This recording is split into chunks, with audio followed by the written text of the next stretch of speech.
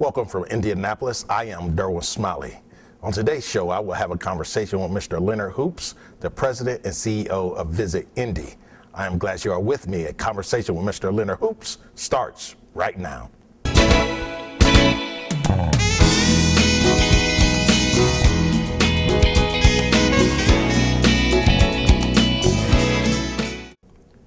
Mr. Leonard Hoops is the president and CEO of Visit Indy. Mr. Hoops, welcome to the show. Thanks for having me, Derwin. Tell me about yourself.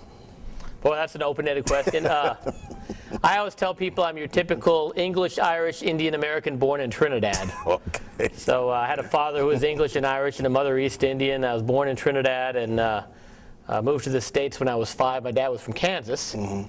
And I lived most of my life in California up until the age of 46, and I moved to Indy 4 years ago, about 4.5 years ago, and just love it here. I just think Indianapolis is a wonderful city, and so happy we made the move. Mm-hmm. So as I was doing my research on you, I see you have a plethora of awards also. Tell me, one that stood out was that you was one of 25 extraordinary minds in hospitality, in travel and marketing. So tell me, how did that come about? You know, that was an interesting thing. There is a group called HSMAI. They're a national association, actually an international association of hospitality professionals. And they started an award in the mid-2000s to recognize who they considered the most innovative people in the industry. And the first year was pretty much nothing but hotel people. In the second year, I was one of 2 people who were nominated who represented cities. At the time, I was with the Sacramento Convention and Visitors Bureau, and I think what I was proud about that particular award is I found out after the fact that I got nominated by both my CEO and somebody who worked for me, one of my directors. And so it felt good to have both somebody who I reported to and somebody who reported to me, feeling that I was worthy of that accomplishment, and they both nominated me, and I got recognized for it. So, you know, that's one of those claims to fame that only you and my mother and a handful of people in the industry, I think, know. So tell me, what is Visit Indy?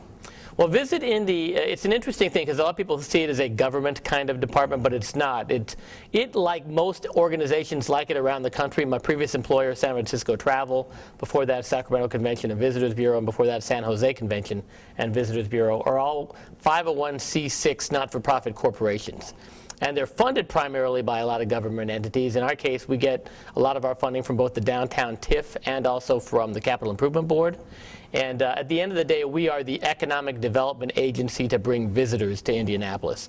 And so we do that through conventions to the Indiana Convention Center, working with Sports Corp on major sporting events such as the Super Bowl or a Final Four, and then also, of course, general leisure tourism kinds of campaigns where we're just trying to bring people in, check out the zoo, the Children's Museum, the Art Museum, the Symphony, all those sorts of things.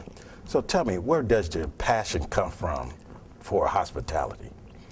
Good question. Yeah, my original desire out of college was to be a sports writer.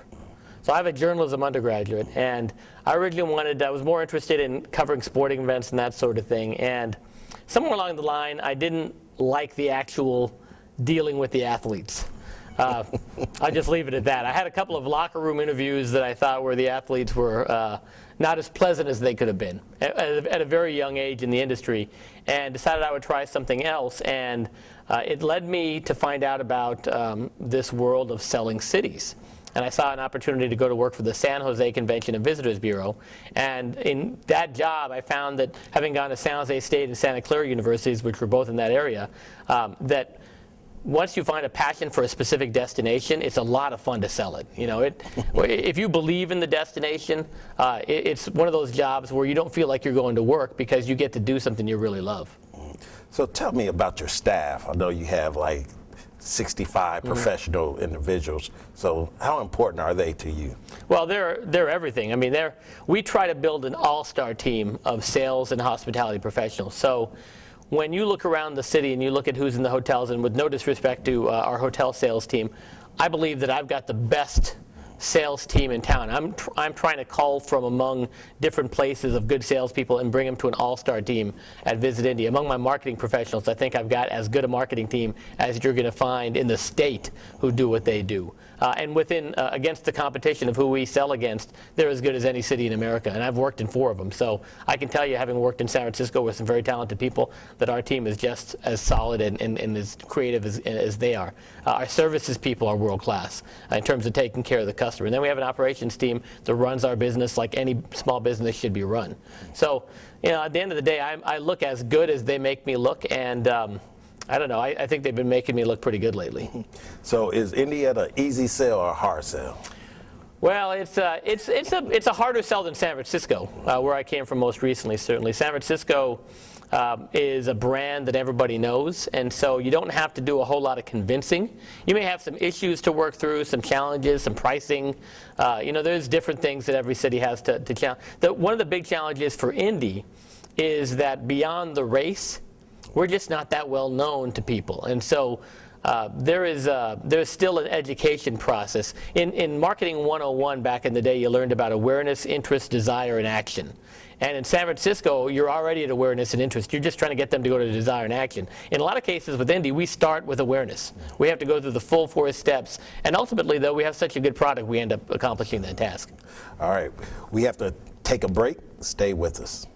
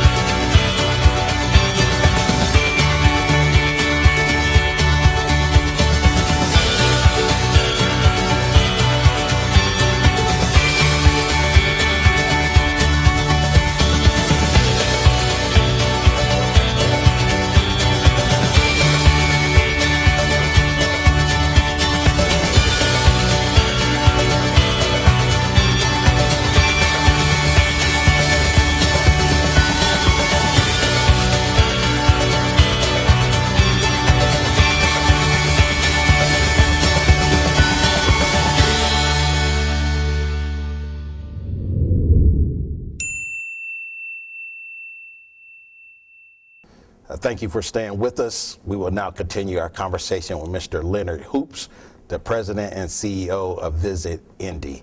Mr. Hoops, as we went to break, I asked you, was Indianapolis a hard or easy, or Indiana as a whole, a hard or easy sell when you are trying to get conventions and people to come into Indianapolis? I have to touch on how did you deal with RFRA? Yeah, the Religious Freedom Restoration Act was a challenge, certainly. The media firestorm that accompanied the law itself was the big challenge.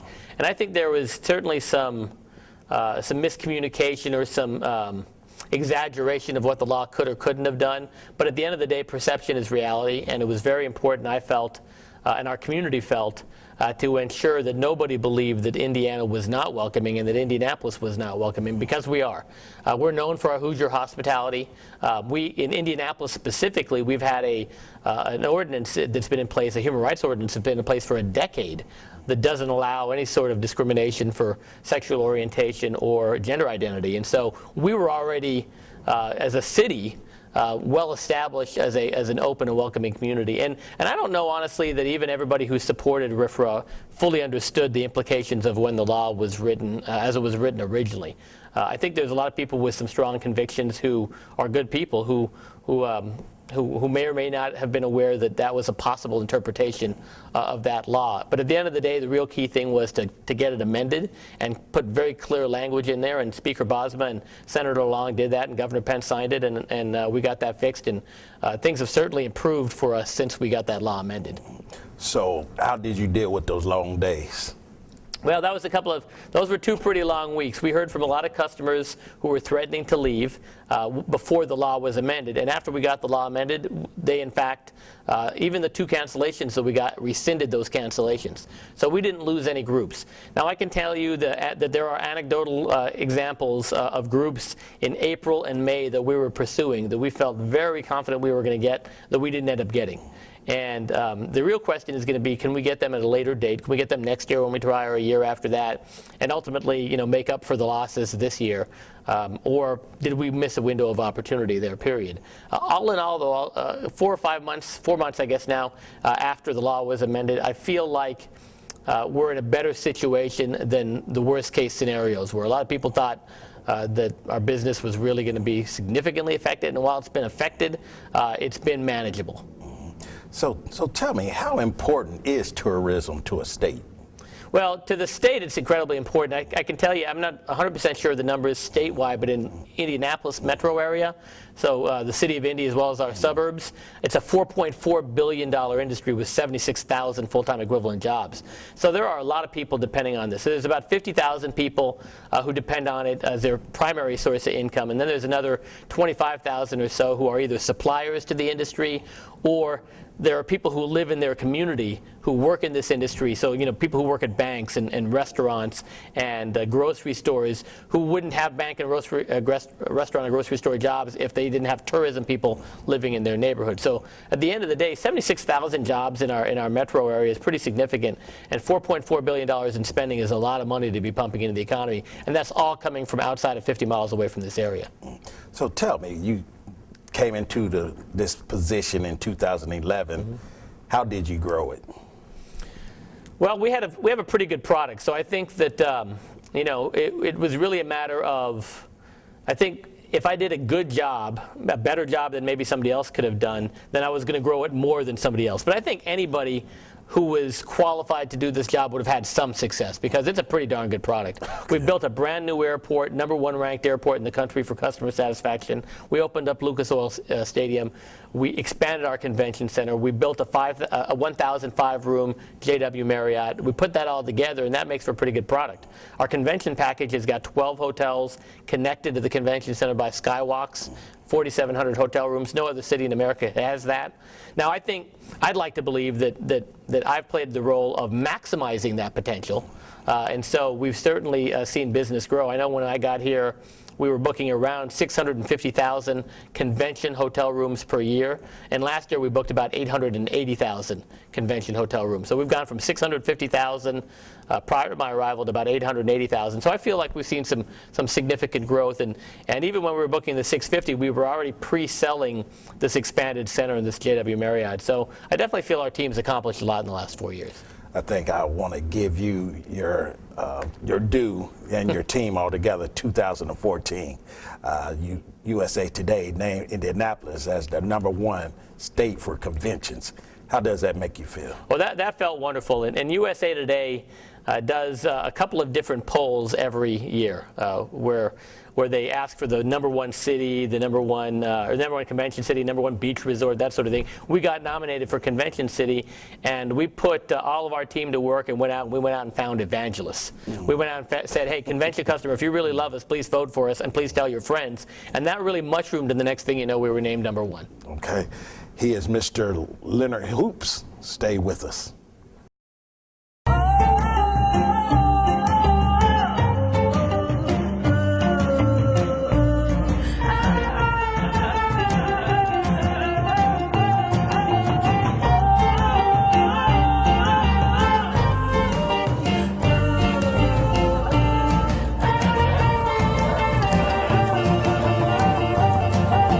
In our beds we drew a dream that never ends. We can't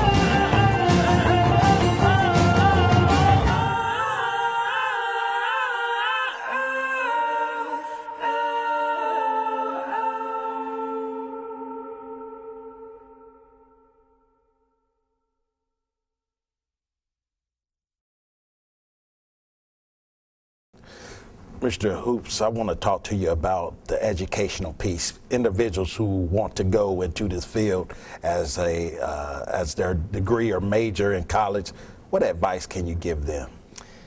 Well, today there's a lot more, I think, direct educational opportunities to prepare to get into this field than when I was going to college 30 years ago, 25 years ago.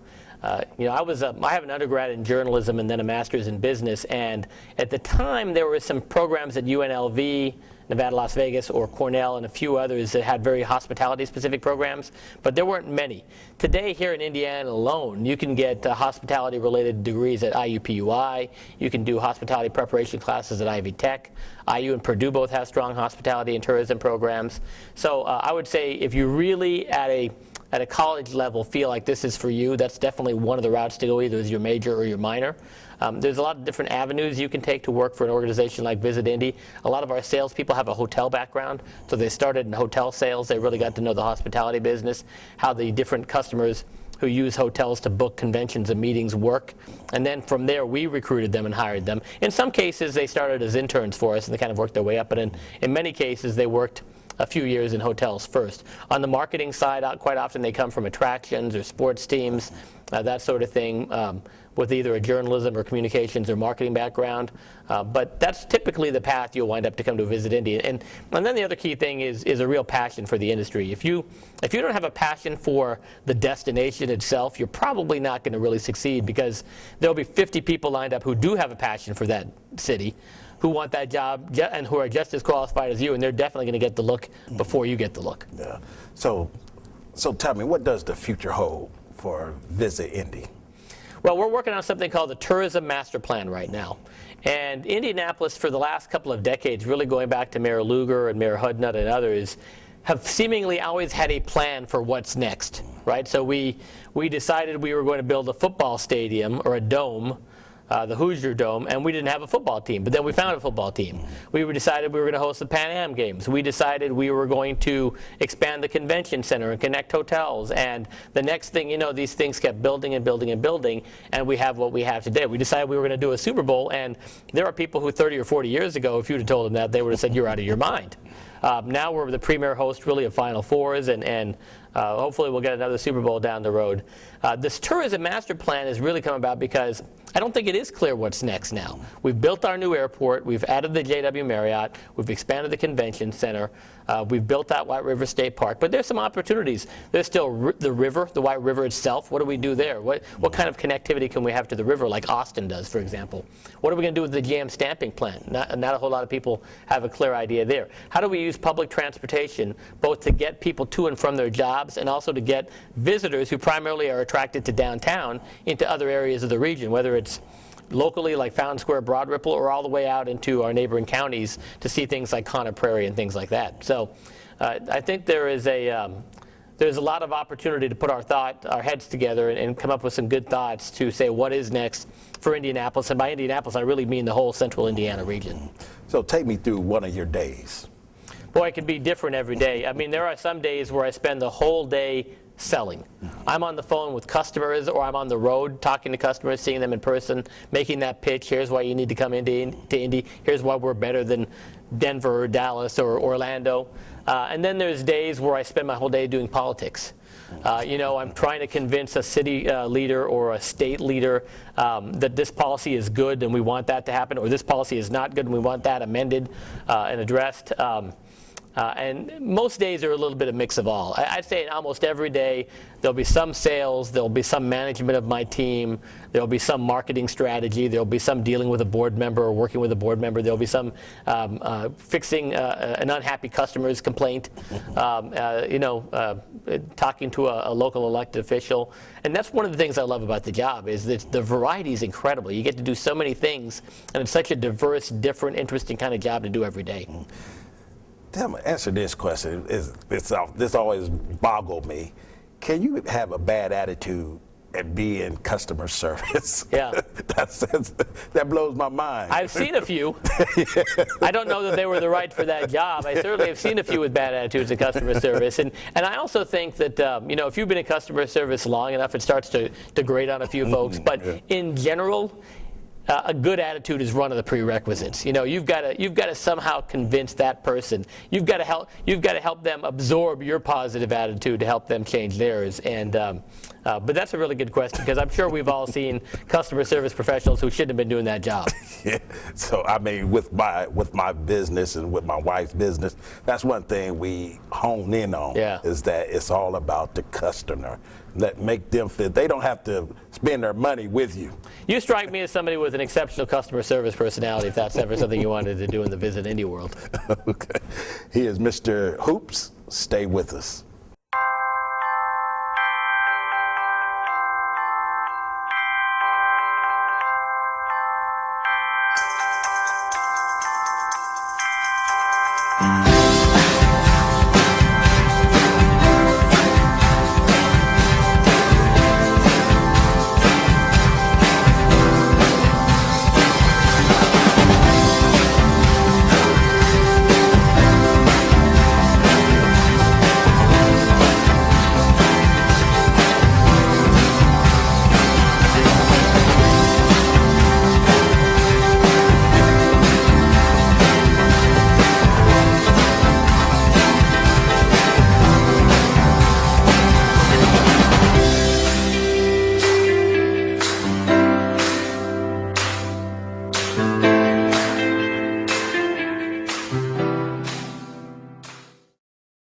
Visit the Derwin Smiley Show online for weekly blogs, previous shows, the television schedule, sponsorship information, or to post a comment or show idea. We want to hear from you and find out how we can inspire the greatness in you. Log on to www.thederwinsmileyshow.com today. Thank you for staying with us. We will continue our conversation with Mr. Leonard Hoops, the president and CEO of Visit Indy. Mr. Hoops, as we was going to break, what popped in my mind is that other cities, Indianapolis is surrounded by bigger cities. You have Chicago, you have Detroit, you have Cincinnati, Cleveland. How does Indiana just keep on winning, one up on the Midwestern city, or the cities in the nation as a whole? Well, you know, the number one ranking isn't about quantity, it's about quality. So if you look at Chicago is certainly still generating more convention business than Indy. They've got an international airport with more flights, they've got more hotel rooms, a bigger convention center. So it's not really about quantity, it's about quality. And so in terms of the ranking, I think our customers are really passionate for Indy. They come to Indy, and once they actually meet here, they say, boy, this is a great place, and they tell other people. And that's why I think we did so well on the voting, because our customers in droves voted for us and then told others, boy, if you haven't been to Indy, you need to check it out. And some of those customers, the next customers did. And so we just have a very passionate fan base. It boils down to two things, in my opinion. It boils down to product. Our product is really good. Those 12 connected hotels, those 4,700 rooms where you don't even have to walk outdoors, you could be in December at the Big Ten Championship game or in January at the Archery Trade Association convention and never have to walk outside. That's a pretty good competitive advantage in the Midwest. I mean, it's cold in Chicago and Cincinnati and Cleveland during that time of the year. And if you got to go outdoors between your convention hotel and your convention center, that makes a difference. And that's why we're a 12 months of the year around business right now. So it's really about quality than quantity, I think, for us. Let's talk about some of the improvements. If you can improve, like on the convention center, will you try to add to that, give more space? As you know, other states, other cities around the country are building bigger and bigger convention centers. Yeah. So is there anything coming down the pipe pertaining to the convention center? I want you to touch on the improvements that are taking place at IMS. Okay. Well, the convention center, anytime you do an expansion, you really have to think through that very thoughtfully. It's an expensive proposition, and you've got to there are some drivers that are going to make that happen or not make that happen. Are certain key groups going to outgrow you, and you need additional spaces? Gen Con, for example, going to outgrow us, or the Performance Racing Industry Show going to outgrow us?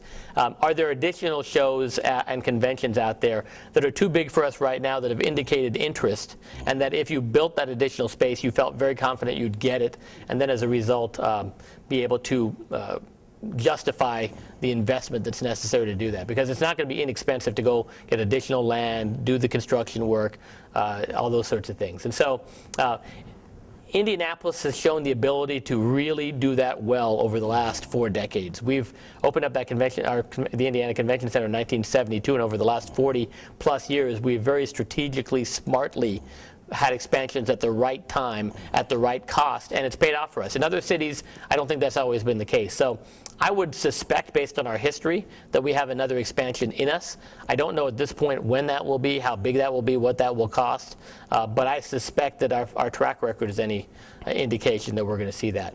As far as the Indy Motor Speedway goes, I think it's wonderful that we're reinvesting some additional dollars in that facility. That is our most iconic attraction, not just in the city, in the state. I was just very fortunate I was able to take my family out for a couple-week vacation in Europe this year, and I wore an Indy Motor Speedway shirt a couple of the days. And every time I'd wear that shirt, people would recognize the logo, and they'd say, "Oh, the Indy 500, Indy Motor Speedway." Yeah, this is Spain, France, Italy, Portugal, England, and they're all recognizing that symbol. There's realistically not anything else in Indiana that is going to have, even our professional basketball, football teams, or anything else we're known for, that's going to get that kind of recognition when you get outside of this country. That's what people know us for, and the better we can support and continually think through investment in the Indy Motor Speedway, the better off our region's going to be.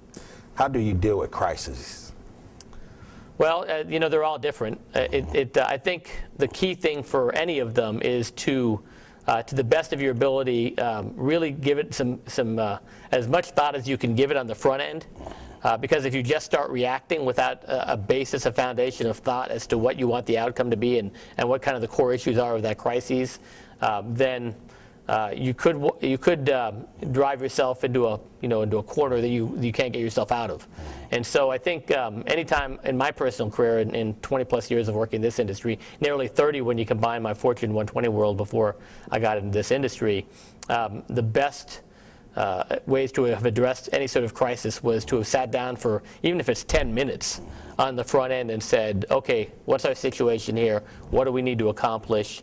What are the key drivers that are going to help accomplish that? And then set off a plan of attack, because it's pretty easy to just immediately go into respond and react mode. I have like 60 seconds, so I'm going to give you the last 60 seconds. Sell Indianapolis. Okay, well, Indianapolis is the #1 convention city in America, according to the readers of USA Today, and that's my #1 selling point when I sell the convention business, because no other city can say that. They can say they're bigger, they can say they're more well-known, they have more airlift, whatever the case is.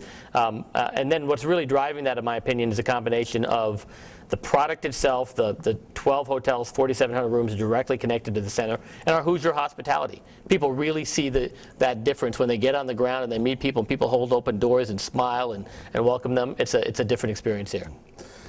He is Mr. Leonard Hoops, the president and CEO of Visit Indy. Mr. Hooper, it was an honor to have you come on, and you're welcome to come back anytime. Love it. That's our show for this evening, and you may follow us on the World Wide Web at thederwinsmiley.com. And remember, my sole purpose is to inspire the greatness in you. I'll see you next time.